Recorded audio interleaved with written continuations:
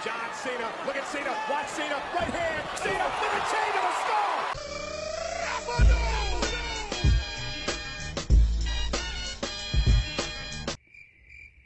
नमस्कार दोस्तों, बड़ी खबर आ रही है व्यूअर्स। बड़ी खबर ये है कि करण जौहर से पूछताछ हो सकती है। मुझे ड्रग्स दो, वो कहती है मुझे ड्रग्स दो, मेरे लिए एयरटेल और चरस का एफडीए बनाओ एक्सक्लूसिव। तो बात करते हैं मीडिया की। मीडिया, जी हाँ, the fourth pillar of democracy. Media को डेमोक्रेसी का फोर्थ पिलर माना गया है। मीडिया का अगर मैं आपको एक डेफिनेशन दूं तो मीडिया को हम बोलते हैं दोस्तों main means of mass communication, मतलब एक बात को बहुत से लोगों तक पहुंचाना, उसी को हम मीडिया बोलते हैं। अब ये अलग अलग फॉर्म्स में एग्जिस्ट करता है, जैसे कि पब्लिकेशन हो गई, ओवर द एयर हो गया और इंटरनेट। तो ये सभी मीडिया में आते हैं। अभी मीडिया जो है इसका बहुत एक बड़ा रोल होता है किसी भी कंट्री के ग्रोथ में, इसीलिए इसको फोर्थ पिलर ऑफ डेमोक्रेसी बोला जाता है। लेकिन आज के समय में ये पिलर नहीं, ये चिल्लर बन के रह गया है। मशरूम खाइए और मोदी बन जाइए, चौंकने की आपको बिल्कुल आवश्यकता नहीं। बिल्कुल सही सुना आपने। आज हम आपको बताएंगे कि प्रधानमंत्री मोदी कैसे बनना है। देखिए जरा। लंच हो या डिनर, पीएम के डिश में मशरूम से बनी एक रेसिपी जरूर होती है। बाजार में इस मशरूम की कीमत 25 से 30 हजार रुपए किलो है। 66 साल के मोदी के माथे पर न शिकन न चेहरे पर कोई थकान। आप पूछ सकते हैं कि क्या ये मशरूम का इफेक्ट है? अरे हम तो फकीर आदमी हैं, झोला लेके चल पड़ेंगे जी। दीपिका आगे वाली ब्लैक वाली गाड़ी हम उसी के बिल्कुल बगल में वो गाड़ी हम लगाएंगे। और ये देखिए रिपब्लिक भारत इस वक्त दीपिका की गाड़ी के बगल में गाड़ी है। क्या दीपिका ड्रग्स लेती है? दीपिका पादुकोण बताइए क्या ड्रग्स लेती है? हिस्ट्री की बात करें तो हमारे देश में सिर्फ एक ही न्यूज चैनल हुआ करता था और वो था दूरदर्शन। आधे घंटे में आपको पूरे दिन की खबरें सुनाई जाती थी। आज के टाइम में हमारे देश के अंदर 400 से ज़्यादा न्यूज़ चैनल जो हैं वो एग्जिस्ट करते हैं और खबरों के नाम पे जहर फैलाई जा रही है। पहले बात करते हैं टेलीविज़न मीडिया की। जी न्यूज़, आज तक, न्यूज़ 18, इंडिया टीवी और रिपब्लिक बार, ये इंडिया के one of the most viewed news channel हैं जिनकी टीआरपी हमेशा ही काफ़ी ज़्यादा रहती है। और अगर बात करें हम 9 बजे के प्राइम टाइम की, क्योंकि 9 बजे का 9 से 10 का जो 1 घंटा है उसमें सबसे ज़्यादा न्यूज़ जो है वो देखी जाती हैं हमारे देश में, इसीलिए उसको मतलब ये एक बहुत इंपॉर्टेंट आर गिना जाता है न्यूज़ के मामले में। 9 बजे का जो प्राइम टाइम में है उसमें ये सभी चैनल्स एक मुद्दा लेते हैं और उसके ऊपर डिबेट होती है। हम एनालिसिस करें इन चैनल्स की लास्ट मंथ की डिबेट्स का तो निकल कर आता है दोस्तों के सुशांत सिंह राजपूत मामले में 39 टाइम्स डिबेट हुई है। इसी के साथ बॉलीवुड कंगना दीपिका को लेकर भी 21 टाइम्स डिबेट हो चुकी है इन चैनल्स के ऊपर। इसके अलावा ऑपोजिशन को टारगेट करने में 21 टाइम्स, पाकिस्तान को टारगेट करने में 12 बार, चाइना को टारगेट करने में 5 बार। इसी के साथ अगर हम राम मंदिर के मुद्दे की बात करें तो उस पर भी 11 टाइम्स ये इन चैनल्स ने डिबेट कर रखी है। इसके अलावा अगर हम बात करें मोदी गवर्नमेंट को, बीजेपी गवर्नमेंट को प्रेज करने में इन्होंने 36 बार डिबेट कर डाली है। अब आप डिबेट्स का लेवल आप देख सकते हो।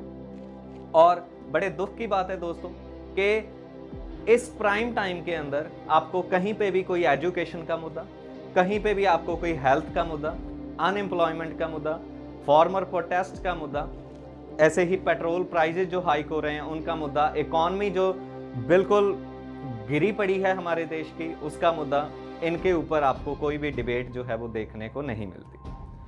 क्योंकि इसके लिए इन चैनल्स को गवर्नमेंट से क्वेश्चनिंग करनी पड़ेगी और क्योंकि ज़्यादातर चैनल गवर्नमेंट फंडेड हैं तो वो अपने कस्टमर से क्वेश्चन कैसे पूछेंगे, ऑब्वियस सी बात है। आप फ़कीरों की तरह रहते हैं, आप फ़कीर अपने आप को बताते हैं। छुट्टी आप कभी नहीं लेते और मैंने ये सुना है कि जब आप विदेश दौरे पर जाते हैं तो रात में ट्रैवल करते हैं, कहीं आप रात में रुकते नहीं। एक तो मुझे लगता है कि ये मेरी जिम्मेवारी है और ईश्वर ने जितना समय दिया है आपको अपने लिए कुछ नहीं चाहिए, एक फकीरी है आपके स्वभाव में। ये कहां से आई? क्या आप हमेशा से ऐसे ही थे या धीरे धीरे धीरे धीरे फकीरी आती चली गई? अरे हम तो फकीर आदमी है, झोला लेके चल पड़ेंगे जी। That's enough. Ask one of the other folks. That's enough. Pardon me, ma'am. Mr. Excuse President. me. That's enough. Mr. President, I had one other Peter, question, let's if go. I may ask on. Virat के सीने की चौड़ाई 42 inch है तो सलमान खान के सीने की चौड़ाई 46 इंच है, जबकि मोदी का सीना 56 इंच है।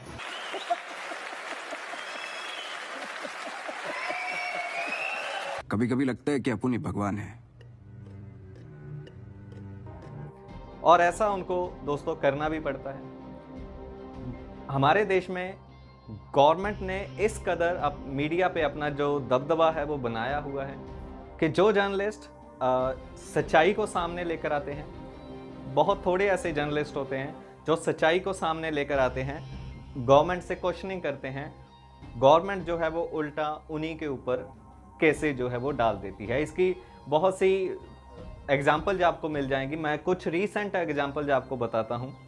एक जर्नलिस्ट जिन्होंने यूपी के एक स्कूल में दिखाया कैसे बच्चों को मिड डे मील में रोटी के साथ सिर्फ नमक दिया जा रहा था। ये खबर छपी, तब उसी जर्नलिस्ट को गिरफ्तार कर लिया गया पुलिस के द्वारा और यूपी के सीएम योगी आदित्यनाथ ने कहा कि उस जर्नलिस्ट के ऊपर कार्रवाई होगी।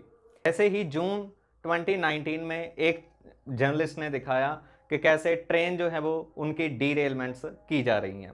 उस पत्रकार को भी पकड़ के जेल में बंद कर दिया गया, इवन उसके ऊपर यूरिनेशन किया गया और बहुत ही अनह्यूमन तरीके से उसके साथ जो बिहेवियर किया गया। इसी के साथ एक बहुत रीसेंट घटना जो यूपी के हाथरस में हुई, एक दलित नाबालिग बच्ची से बलात्कार हुआ और बहुत ज़्यादा गवर्नमेंट की जो थी वो क्रिटिसिज्म होना शुरू हो गया था।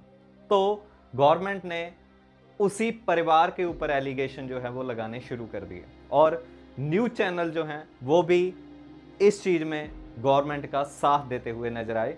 तो अब देखिए दोस्तों कि ये जो टीवी चैनल वाले हैं ये ऐसा करते क्यों हैं?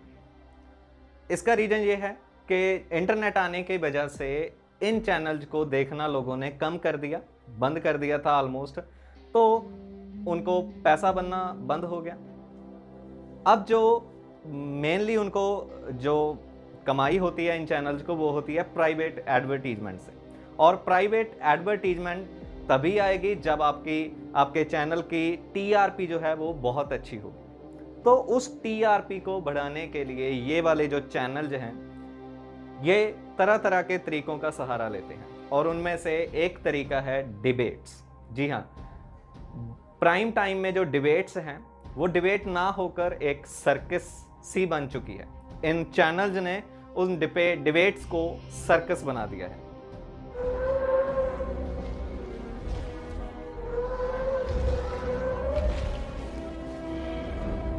तो आखिर ऐसा गलत क्या है इन डिबेट्स में? उसके कुछ रीजन हैं जो मैंने थोड़ी रिसर्च करके फाइंड आउट किए हैं।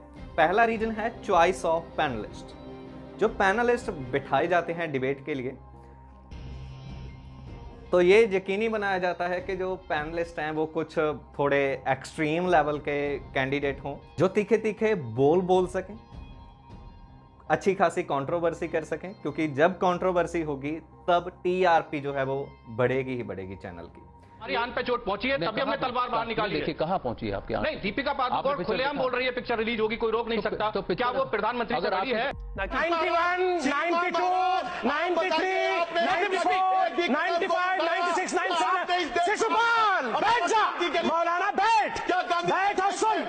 अब होना क्या चाहिए कि जो पैनलिस्ट हैं वो एक्चुअल में उस मुद्दे के एक्सपर्ट होने चाहिए, ना कि ये एक्सट्रीमिटीज जो बिठाए जाते हैं इस डिबेट पैनल में।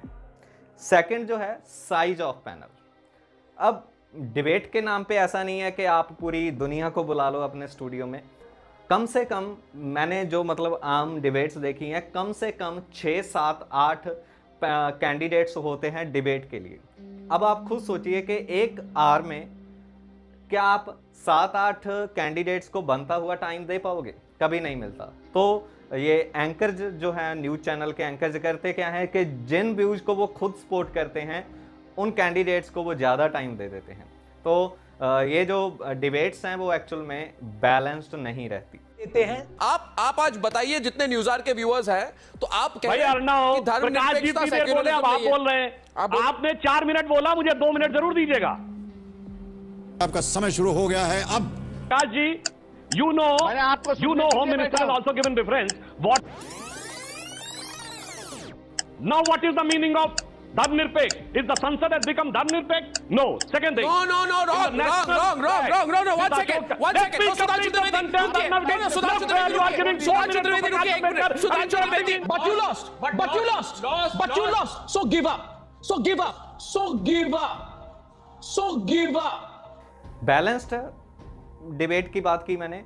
अब होता क्या है कि बहुत सारे जो डिबेट्स हैं उनमें होता क्या है कि किसी एक व्यू को सपोर्ट करने वाले मान लीजिए 6 कैंडिडेट आ गए और दूसरे व्यू को सपोर्ट करने के लिए सिर्फ 1 या 2 कैंडिडेट हैं। तो इस तरह से जो डिबेट्स हैं वो बैलेंस्ड कभी नहीं हो सकती, वो सर्कस बन के रह जाती है। इसी के साथ जो नेक्स्ट है that is gender of candidates. अब आपने देखा होगा कि बहुत सारे जो कैंडिडेट्स होते हैं डिबेट के अंदर वो ज़्यादातर मेल्स होते हैं। फीमेल कैंडिडेट्स की जो गिनती है वो 400 गुना कम है एक सर्वे के अकॉर्डिंग। तो अब आप खुद सोच सकते हो कि इसमें कहीं ना कहीं जो डिबेट्स हैं वो जेंडर बायस्ड भी होती हैं। इसी के साथ जो नेक्स्ट एक बहुत मेन पॉइंट है वो है मॉडरेटर्स। मॉडरेटर हम बोलते हैं कि जो डिबेट कंडक्ट करवाता है। एक व्यू वाले जो कैंडिडेट्स हैं वो एक साइड और दूसरे व्यू वाले दूसरी साइड, और उनके बीच में होता है मॉडरेटर। और ज़्यादातर चैनल्स में मॉडरेटर का काम करता है उनका खुद का एंकर। और इनकी जो बैकग्राउंड है वो भी किसी पॉलिटिकल पार्टी से मिलती जुलती होती हैं।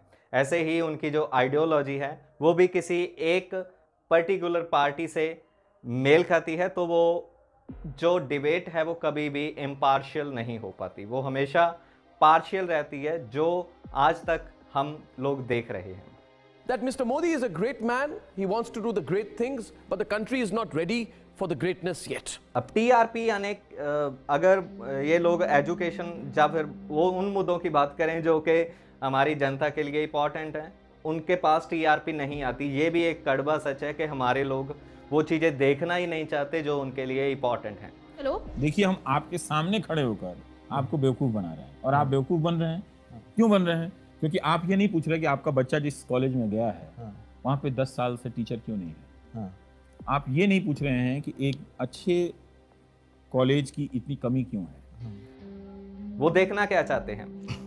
मसाला। जी हाँ, crime,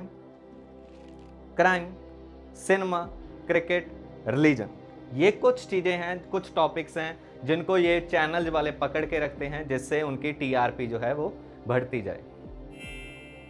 Energy policy, Ken? What steps will your energy policy take to meet our energy needs, while at the same time remaining environmentally? इतने सालों से राम मंदिर नहीं बना पाए, सब कुछ बन गया। आप सही कह रहे हैं, सिर्फ राम के नाम पे राजनीति हो रही है, कुछ भी नहीं हो रहा है यहाँ। तो यहाँ पे मैं आपसे यही कहना चाहूँगा कि इन चैनल्स को देखते वक्त अपनी सेंसेस को कम से कम एक्टिव रखिए। देखिए कि क्या चीज़ हमारे लिए सही है और क्या चीज़ हमारे लिए सही नहीं है। मैं तो यही कहूँगा कि इन चैनल्स को आप देखना ही बंद कर दीजिए, क्योंकि ये चैनल्स झूठ को भी चीख चीख के जब बोलते हैं तो वो हमें सच लगना शुरू हो जाता है। तो अब आप सोचेंगे कि अगर टीवी चैनल्स नहीं तो क्या, कैसे हम अपडेट रह सकते हैं, कैसे हम दुनिया और देश की जो न्यूज़ हैं वो कवर कर सकते हैं। और उसका एक बहुत बड़ा मीडियम मैं मानता हूं इंटरनेट को। जी हाँ, वेब बेस्ड जर्नलिज्म जो है वो एक बहुत बड़ा जरिया है आज के टाइम में। लेकिन अब आप सोचोगे कि अगर गवर्नमेंट टेलीविज़न मीडिया को इन्फ्लुएंस कर सकता है तो क्या वो इंटरनेट को इन्फ्लुएंस नहीं कर सकता? जी हाँ, बिल्कुल कर सकता है। लेकिन अभी तक जो इंटरनेट के ऊपर गवर्नमेंट की जो पकड़ है वो इतनी नहीं बन पाई है।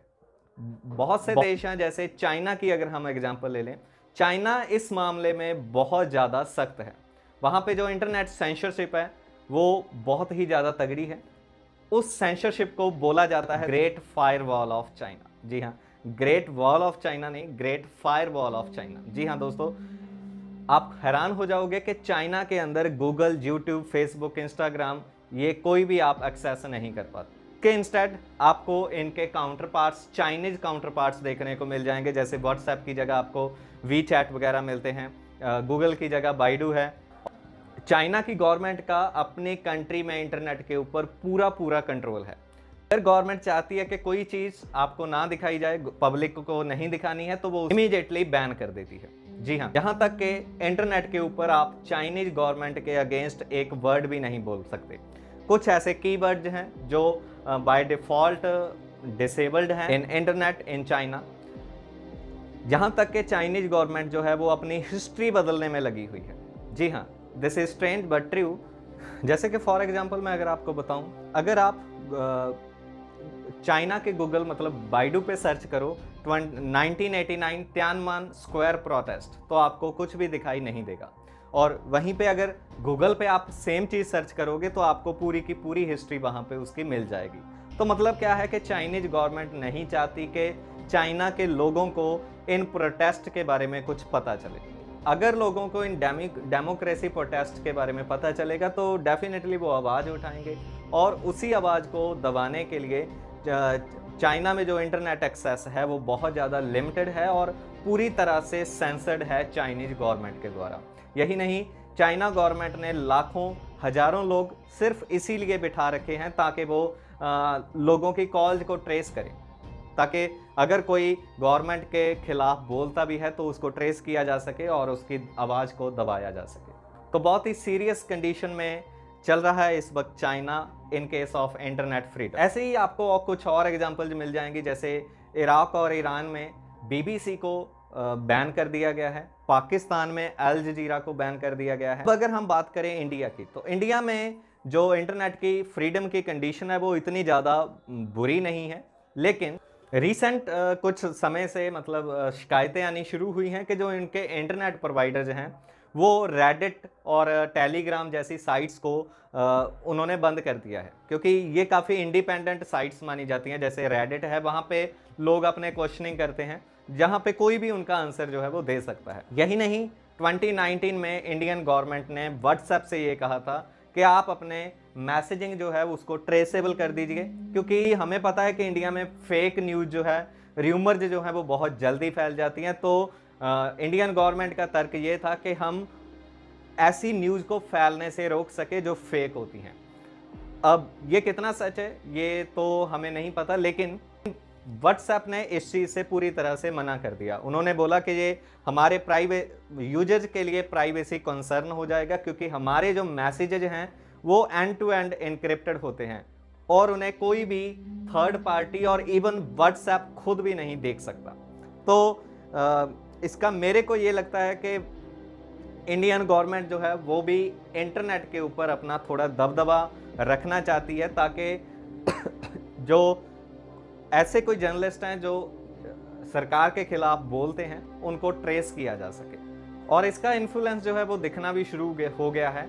फेसबुक पे कुछ बड़े पेजेज हैं, ऐसे ही इंस्टाग्राम पे जैसे आपने सुन रखे होंगे RBCJ मीडिया और लाफिंग कलर्स वगैरह, जो बड़े बड़े पेजेज हैं वो भी रूलिंग गवर्नमेंट को सपोर्ट करते हुए नजर। तो इसका हल क्या है दोस्तों, कैसे हम अपनी आवाज़ जो है वो बुलंद कर सकते हैं? इसका सबसे अच्छा वे ये है कि बायस्ड मीडिया को छोड़ के हम उस मीडिया को देखें जो कि पूरी तरह से इंडिपेंडेंट है, और खुद हम इंडिपेंडेंट जर्नलिज्म को अप्रिशिएट करें, खुद हम इंडिपेंडेंट जर्नलिस्ट बन के लोगों तक सच्चाई जो है वो पहुंचाते रहें। इसके तहत मैंने भी ये सोचा कि हमारा ये बहुत बड़ा फ़र्ज बनता है सोसाइटी के, हम सिटीजन होने के नाते, कि हम भी सच्चाई को आगे लेकर आएँ। तो इसी के तहत मैंने कुछ ऐसी वीडियोज़ बनानी शुरू की हैं। अगर आपको वीडियोज़ पसंद आती हैं तो वीडियोज़ को लाइक कर दीजिए, चैनल को सब्सक्राइब कर लीजिए अगर आपने अभी तक नहीं किया। ऐसी ही वीडियोज़ मैं और भी लेकर आता रहूँगा। Thank you, thanks for watching.